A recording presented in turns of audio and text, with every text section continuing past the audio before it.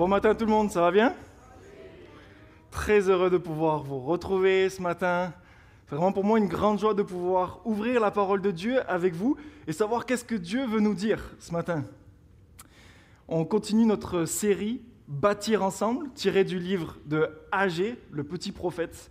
Agé, petit par la taille de son livre, mais pas moins important que les autres. Mais avant de nous plonger dans notre texte, j'aimerais vous poser une question qui est, à mon sens, existentielle. D'accord ? Imaginez, vous êtes au camping. Vous êtes en train de vouloir vous laver les mains, vous prenez un savon, vous commencez, et puis là, pam, le drame arrive. Le savon tombe à terre, commence à rouler dans les cailloux, dans les petites feuilles sèches, il prend la poussière. Et ma question est celle-ci. Est-ce que c'est le savon qui devient sale, ou bien est-ce que c'est les feuilles, l'herbe, la poussière qui devient propre?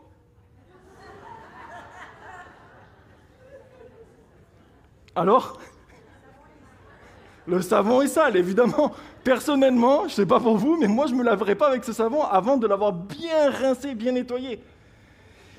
Et c'est exactement ce qu'on va voir dans le texte. C'est précisément ce principe que Dieu utilise pour enseigner son peuple, pour essayer de réveiller les consciences de son peuple. Mais avant de lire le texte, on va faire un peu un élément de contexte, si vous le voulez bien. Dieu avait prévenu son peuple que s'ils s'éloignaient de lui, alors il va les envoyer en exil. Devinez ce qui s'est passé? Ils sont partis 70 ans en exil. Et puis, dans le livre d'Agé, c'est le retour d'exil. Une bonne partie du peuple est rentrée, ils ont commencé à reconstruire leur maison, commencé à s'installer dans leur confort. Et puis, 18 ans après, Dieu envoie le prophète Agé. Et il va essayer de réveiller les consciences en disant « Mais vous n'avez même pas repris la reconstruction du temple. Qu'est-ce que vous faites ?» Et donc là, le peuple prend conscience de ça et se remet à reconstruire le temple.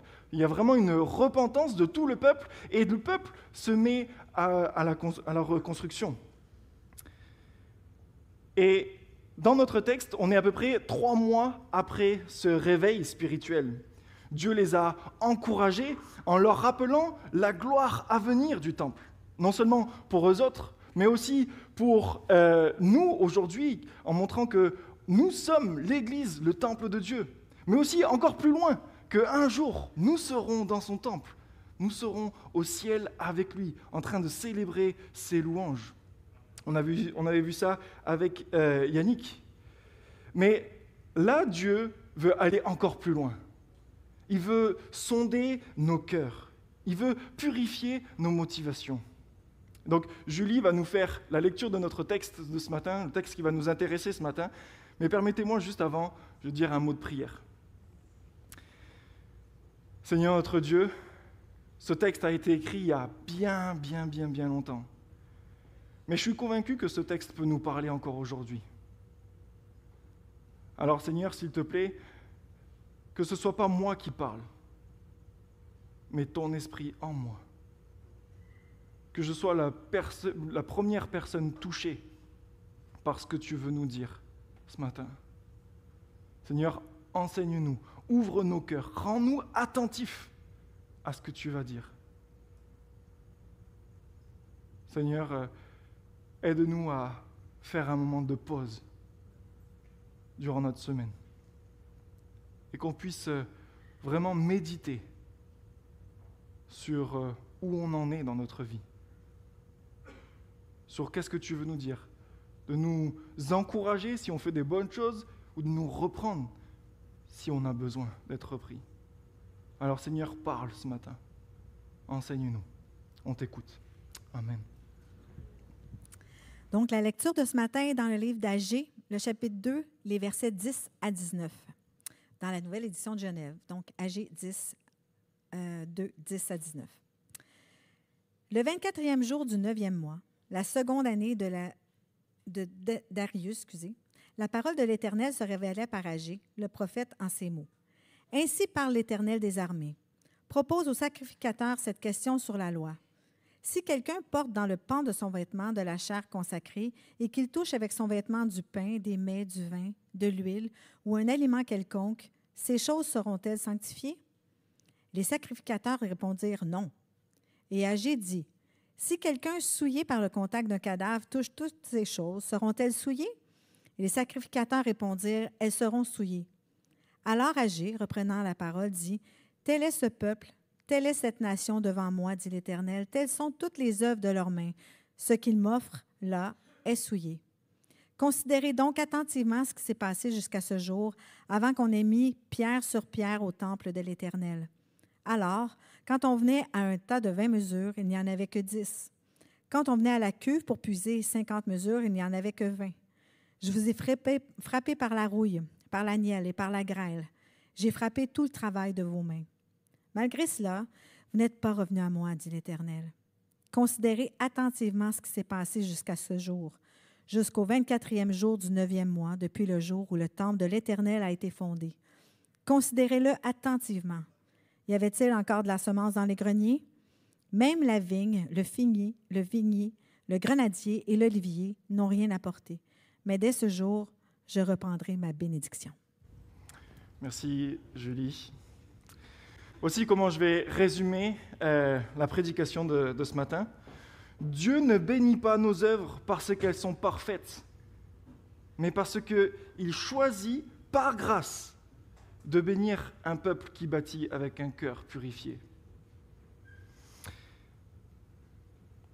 Premièrement, j'aimerais voir avec vous le principe spirituel que Dieu veut enseigner à son peuple.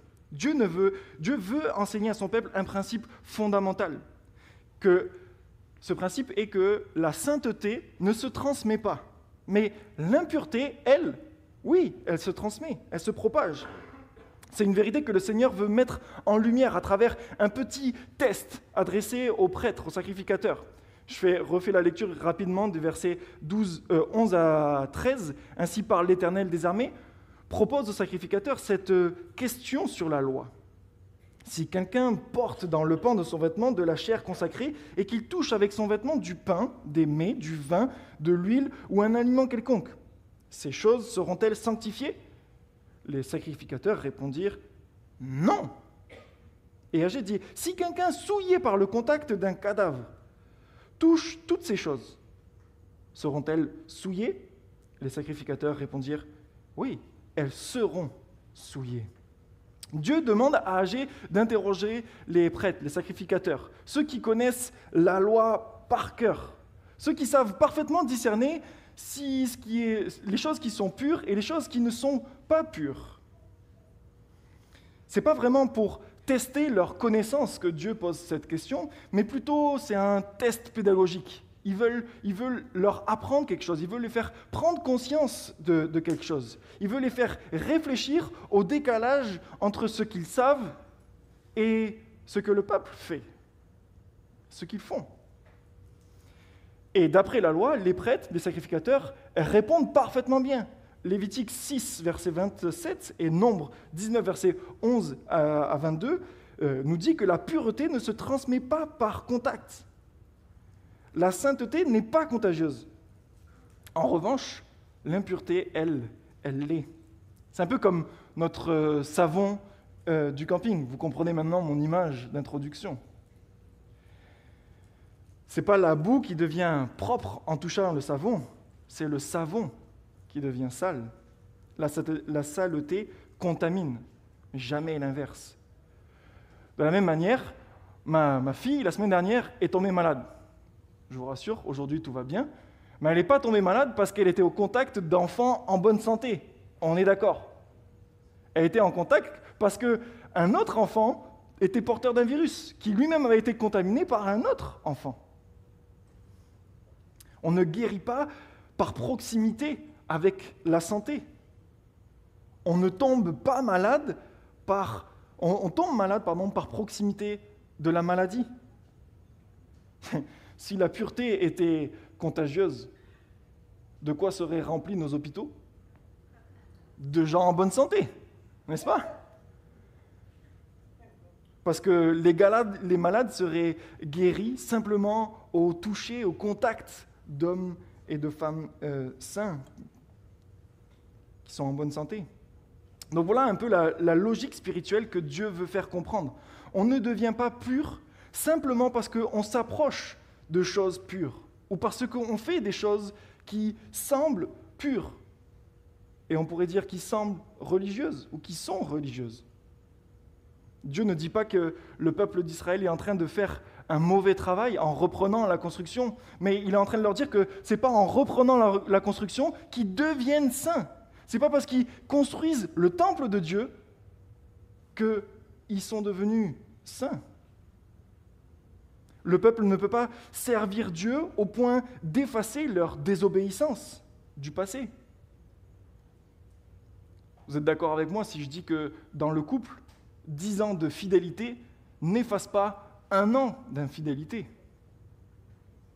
Aussi, si je sers dans l'Église, ce n'est pas en servant dans l'Église que je vais devenir plus agréable. Non, Dieu veut appeler à un changement d'attitude de cœur. C'est ça qui va être la source de motivation. C'est ça qui va être la source de sanctification. Dieu leur rappelle que l'activité religieuse ne remplace pas la sanctification du cœur. Dans Ésaïe, Dieu avait déjà dit au peuple « Que m'importe la multitude de vos sacrifices, cessez d'apporter de vaines offrandes. J'en ai en horreur vos fêtes et vos assemblées. » C'est exactement ce que Dieu est en train de dire. Il dit « Non mais ça, si vous ne le faites pas avec de bonnes motivations, si vous ne le faites pas avec une bonne attitude de cœur, alors j'en ai en horreur, j'en veux pas. » Autrement dit, leurs offrandes pieuses devenaient impures parce qu'elles étaient portées par un cœur impur. L'action, même belle, perd sa valeur lorsque la motivation est corrompue. Jésus reprendra exactement ce principe face aux pharisiens, ceux qui sont champions de la loi, les champions de la propreté religieuse extérieure.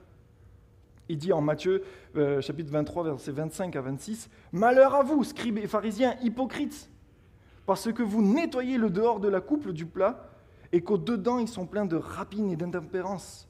Pharisiens aveugles, nettoie premièrement l'intérieur de la coupe et du plat, afin que l'extérieur aussi devienne net. » Vous voyez que c'est en nettoyant l'intérieur que l'extérieur devient propre. Et ce n'est pas parce que l'extérieur est propre que l'intérieur est propre. Le message est clair. Dieu ne veut pas simplement des gestes corrects. Il veut un cœur purifié. C'est là que ce principe nous rejoint, nous, aujourd'hui. Parce que dans notre contexte d'église, nous aussi, à l'espoir, on peut chanter, servir, donner, organiser, accueillir, tout en oubliant de laisser Dieu purifier nos motivations. On peut faire beaucoup pour Dieu sans le faire avec Dieu. La question n'est pas seulement « qu'est-ce que je fais ?», mais « pourquoi je le fais ?» Est-ce que je sers pour être vu, pour être reconnu, ou bien par amour ? Est-ce que je cherche l'approbation des autres ou la joie du Seigneur ? Est-ce que mon cœur se réjouit davantage quand les gens me félicitent ou quand je sens que Jésus est glorifié ? Si ma motivation s'éteint quand les autres ne me voient plus, c'est peut-être signe que je le fais plus pour moi que pour les autres ou que pour Dieu. Si ma joie demeure même dans l'ombre, c'est que Dieu est au centre. Et là, le service devient saint, agréable à Dieu. Voilà le principe spirituel que Dieu voulait réveiller. Le cœur impur contamine même une œuvre sainte. Si le cœur du peuple reste fermé, même leurs efforts les plus nobles en porteront des conséquences. On regarde au chapitre 2, versets 15 et 16, si vous voulez bien. « Considérez donc attentivement ce qui est arrivé jusqu'à ce jour, avant qu'on ait mis pierre sur pierre au temple de l'Éternel.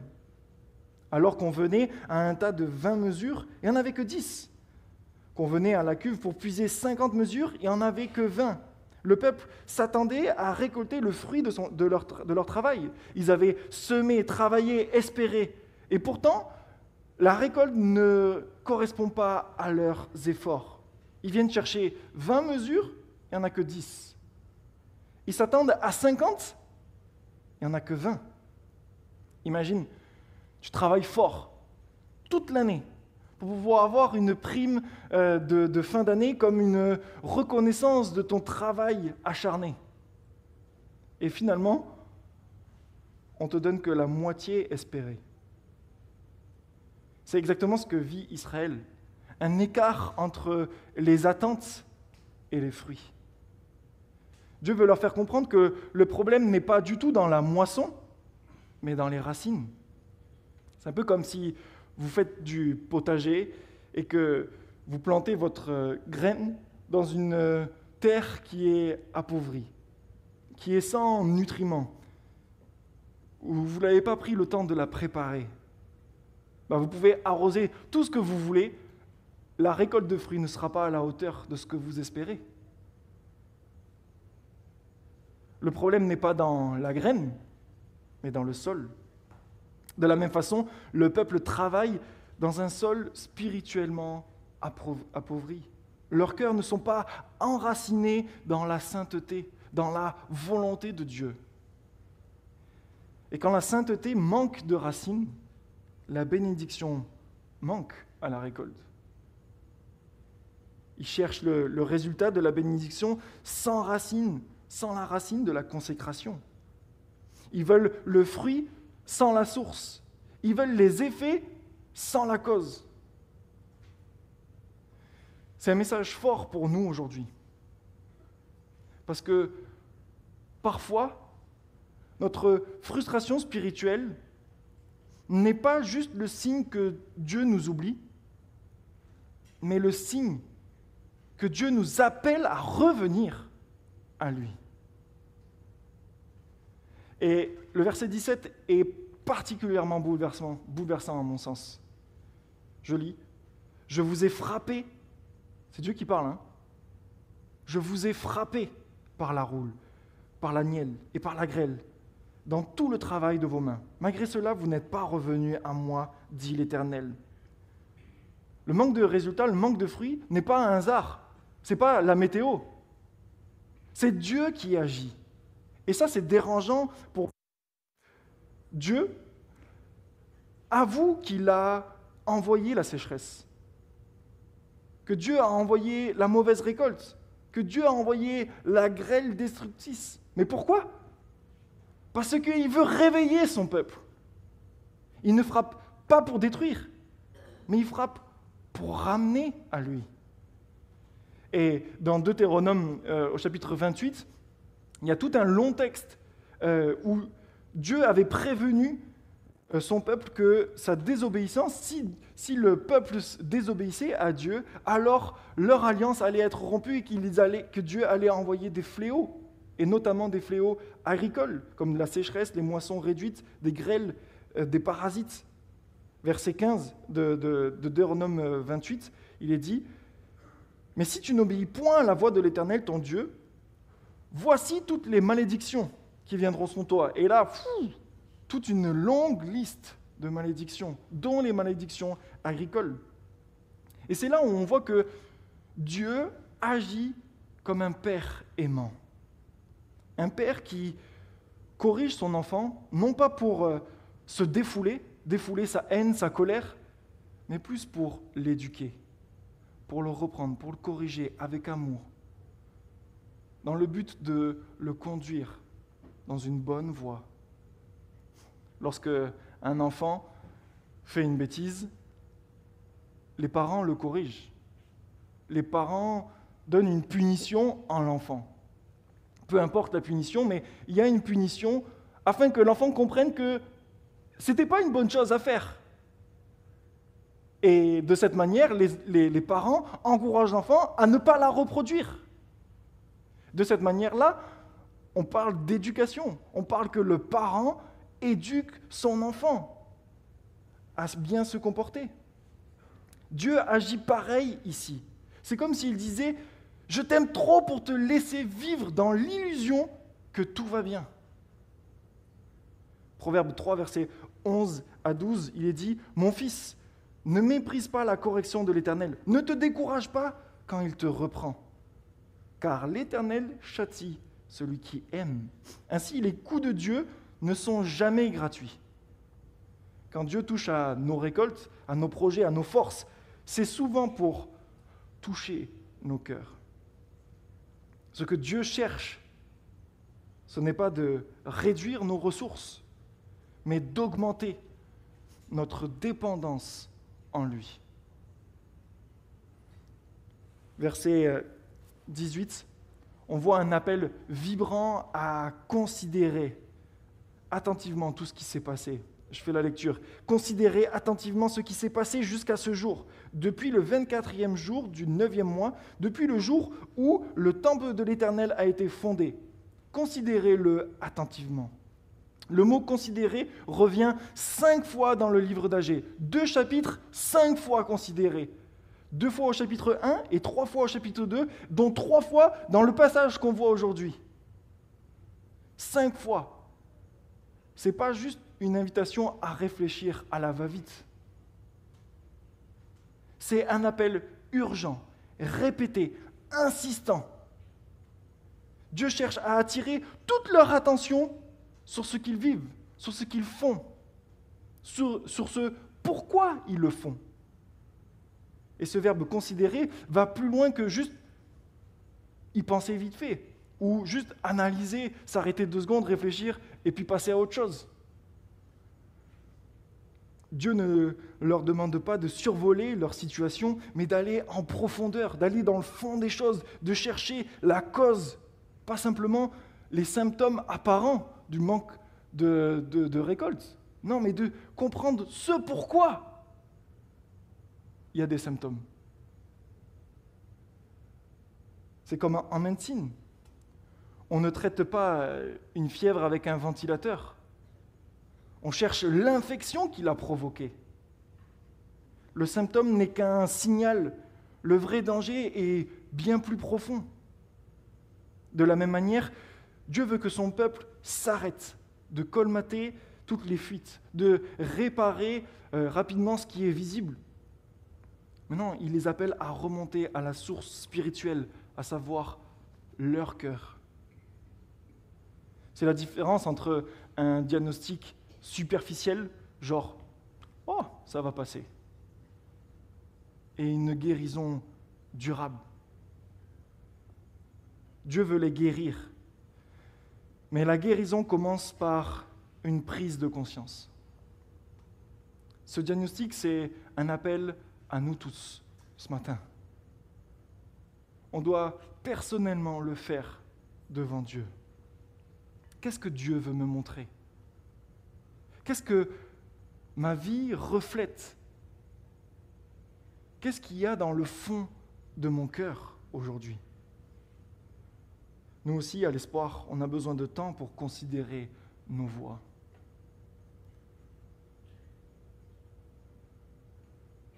Pourquoi je fais ce que je fais ?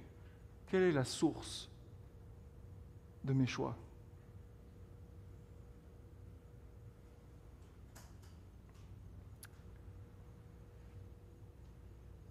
Comment est-ce que je vis mon culte personnel avec Dieu ?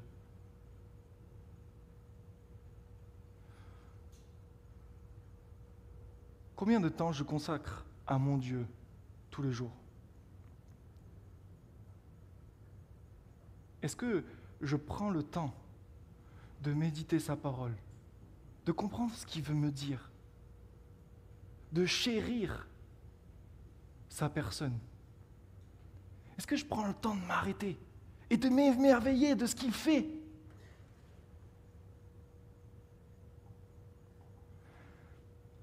Question qui pique. Est-ce que je ne vis l'Église, ma vie chrétienne, que le dimanche matin ? Est-ce que je m'arrête à être un chrétien de 10h à midi ? le dimanche? Ou bien est-ce que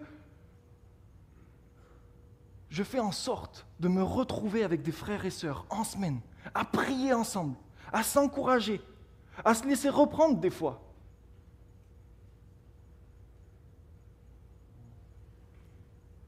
Est-ce que j'ouvre ma Bible avec d'autres frères et sœurs, autres que le dimanche matin?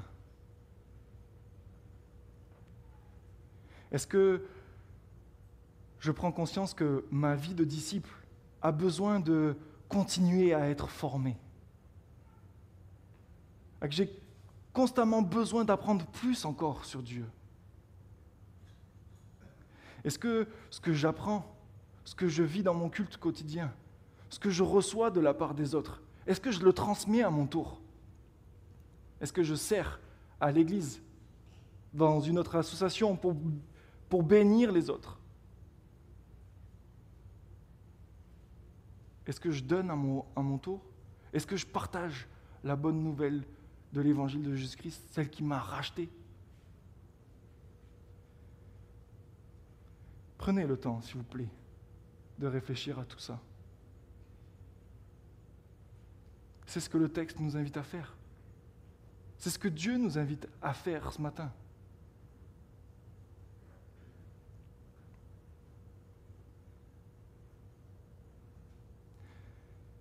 Je répète, c'est quelque chose qui est répété 5 fois dans notre texte, 3 fois dans notre texte, 5 fois dans le livre, en 2 chapitres. Considérez maintenant ce que vous faites, ce que vous vivez. Ce n'est pas un nouveau appel à la repentance, mais c'est un examen de cœur en cours de route. Dieu veut s'assurer que l'obéissance extérieure s'accompagne d'une pureté intérieure. Il agit comme un père. Il se réjouit de voir ses enfants à l'œuvre. Il se réjouit de voir ses enfants qui sont dans la reconstruction du temple.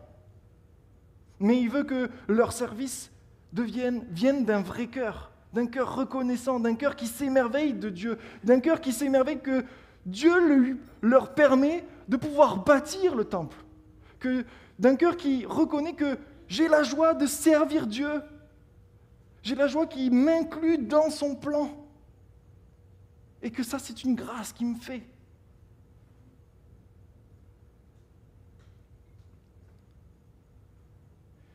C'est là le message du livre d'Agée. Dieu ne bénit pas parce qu'on fait tout bien, mais parce qu'il choisit dans sa grâce de bénir un peuple qui est en marche.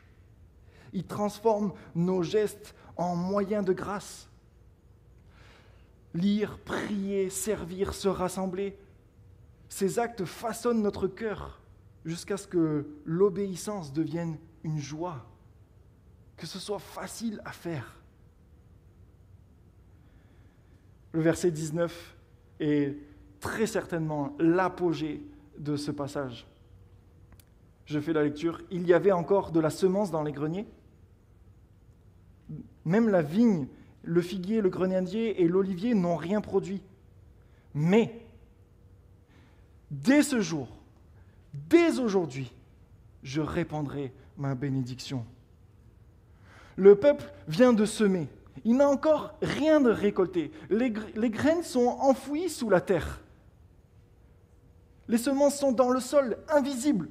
Il n'y a pas de garantie que ça va être une bonne récolte. Pourtant, Dieu promet sa bénédiction dès aujourd'hui. Il ne dit pas « quand vous ferez les choses, je vous bénirai ».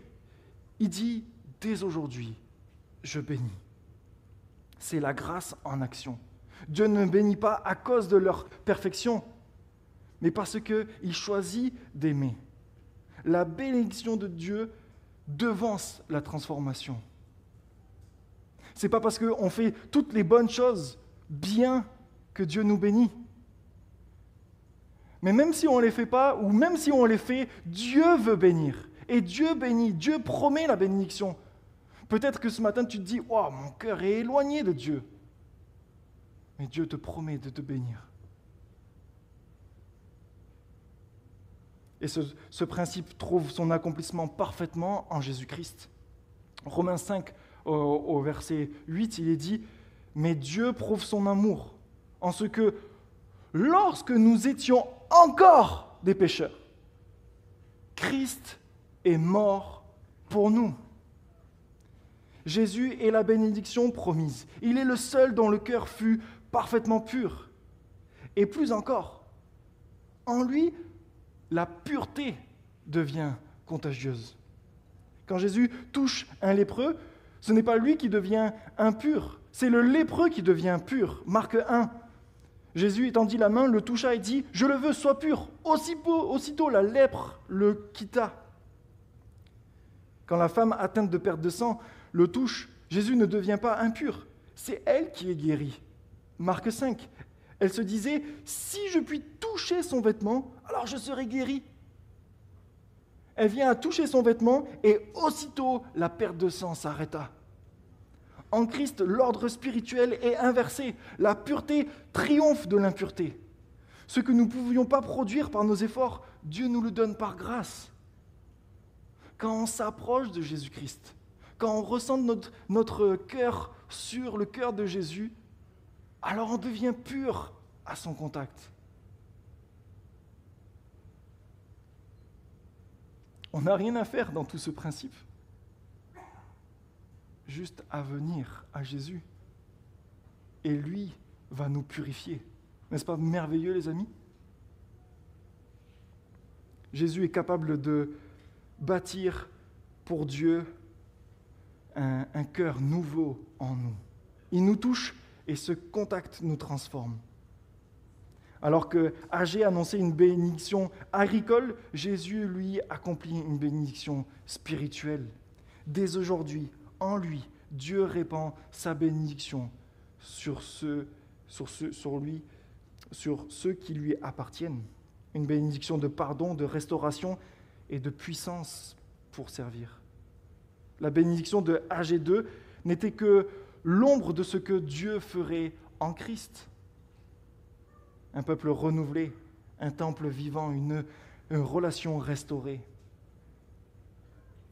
La vraie moisson n'est plus faite de blé et d'olives, mais de cœurs transformés par sa grâce.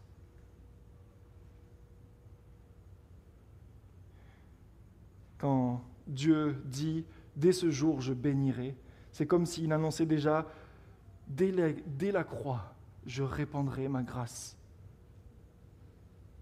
Et cette grâce demeure active aujourd'hui, dans chacune des vies qui s'offrent à Jésus, dans chaque église qui revient à son premier amour, dans chaque cœur qui dit « Seigneur, purifie-moi et fais de ma vie un lieu de ta présence.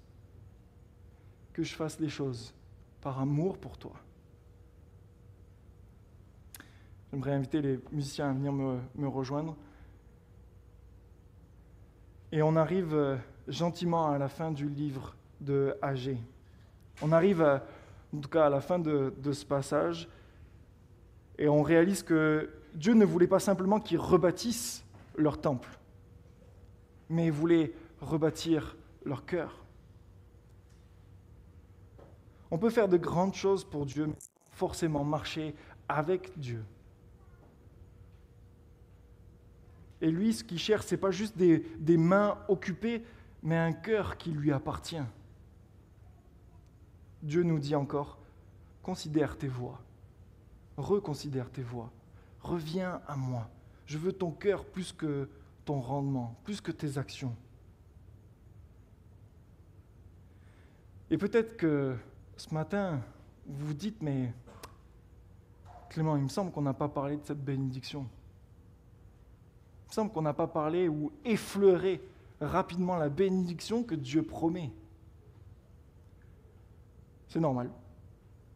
Dans notre texte, il est juste dit que Dieu va bénir. Pour savoir la suite, il va falloir revenir la semaine prochaine. Dimanche prochain, le pasteur Yannick va nous parler de celui par qui cette promesse de bénédiction devient réalité. Mais en attendant, la semaine prochaine, je veux vraiment vous inviter et nous inviter à considérer nos voies. Prenons un temps cette semaine pour méditer là-dessus. Et on se donne rendez-vous la semaine prochaine pour voir quelle est la bénédiction promise. Et je peux vous assurer que vous ne serez pas déçus. On va dans la prière. Seigneur notre Dieu,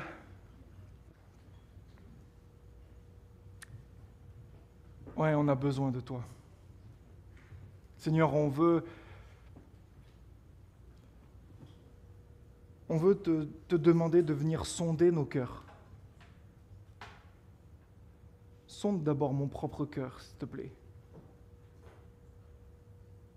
Viens me pointer du doigt les domaines de ma vie qui ne t'honorent pas. Seigneur, tu sais que je te sers et tu sais aussi qu'il y a bien des actions où je ne le fais pas avec un cœur bien disposé. Seigneur, de la même manière que tu as posé cette question au peuple, tu les as amenés à réfléchir, à prendre conscience, Seigneur, de la manière de comment ils se comportent. Viens faire ton œuvre en moi.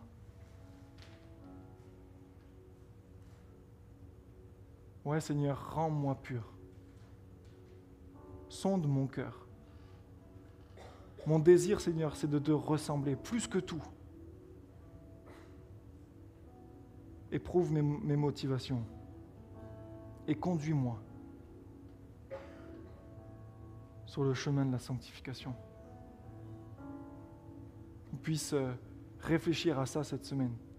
Que tu puisses déjà préparer nos cœurs à voir la bénédiction promise, celle que tu as accomplie en Jésus-Christ.